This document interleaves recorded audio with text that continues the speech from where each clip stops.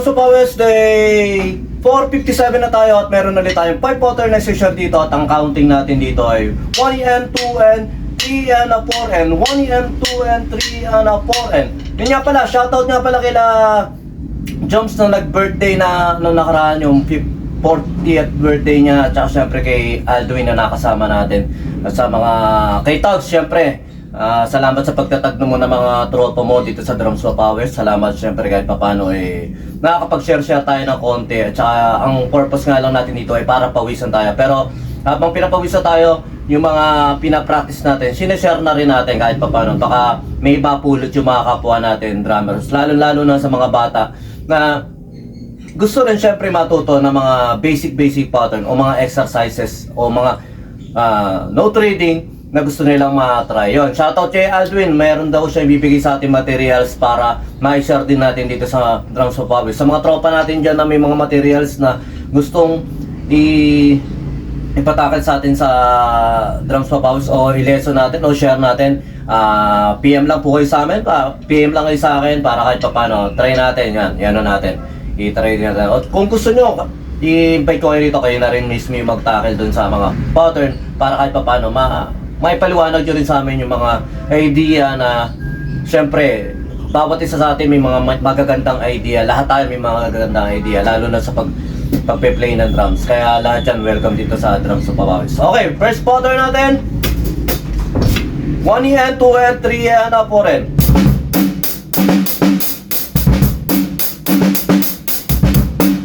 okay.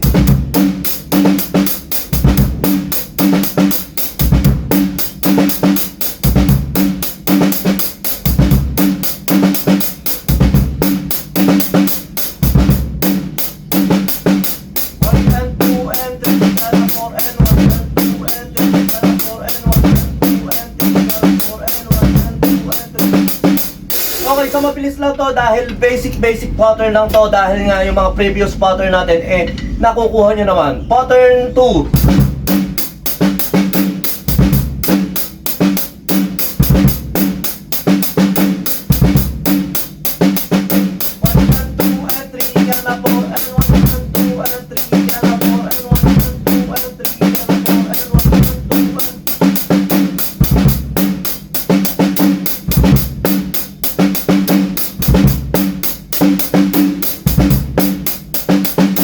Okay, mamaya ako nag-share yung isang idea na pwede natin gawin dito.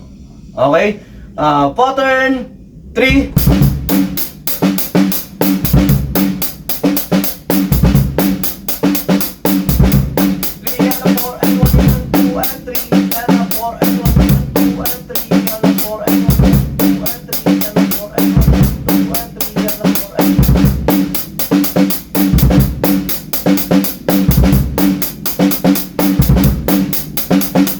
Okay, pattern 4.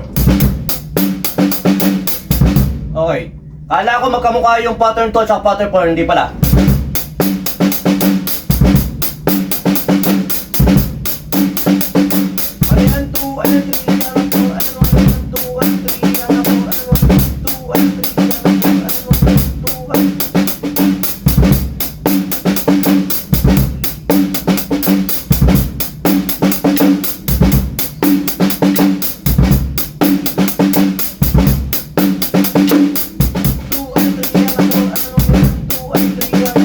Okay, pattern 5, isang mabilis lang to.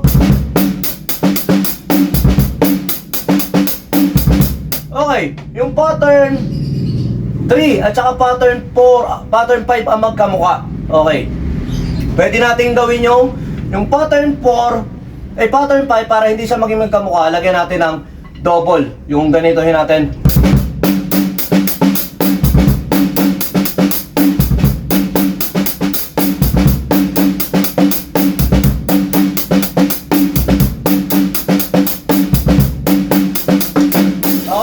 Lilistahan ko na lang siya ng ganon para kahit papano mabago nga yung pattern niya ron sa pattern 3. Okay, ngayon lang, syempre shoutout din kila Kuya Christian Arce at saka sa mga kabanda niya na nakajam natin last Saturday nung nag-birthday yung kanyang bayaw na si Kuya Christopher. Yon, Maraming salamat kila Kuya Christopher, kila Ate Lewelyn, tsaka syempre kila Ninay sa family ng Arce na pag nagagawin sila rito Bulacan, tayo yung kinukuha sound system at nakagiging part tayo ng mga celebration nila dito sa Bulacan. Ngayon lang, sumayin niyo ang kapayapaan, peace be with you, God bless.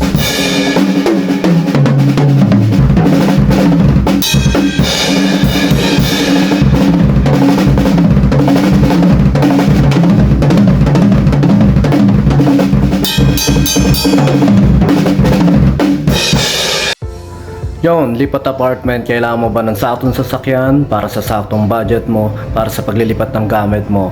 Sa bagong apartment mo, syempre, ayun. PM lang po kayo sa amin sa Pahakot Pasakay. Pag-usapan po natin, meron po tayong pina-avail, pinarerentahan na sasakyan at driver lang, at meron din po tayong mga helper na pwedeng tumulong sa atin sa paglilipat na ating mga gamit. At saka yun, maraming salamat din sa mga client din natin na nag-a-avail sa BJAM Lights and Sounds. Maraming salamat, at maraming salamat din po sa mga tropa natin at mga client natin na nagda-like, nag-share, nagpa-follow, nagko-comment at nagsusubscribe syempre sa Pahakot Pasakay at saka BJAM Lights and Sounds. Maraming salamat po. God bless.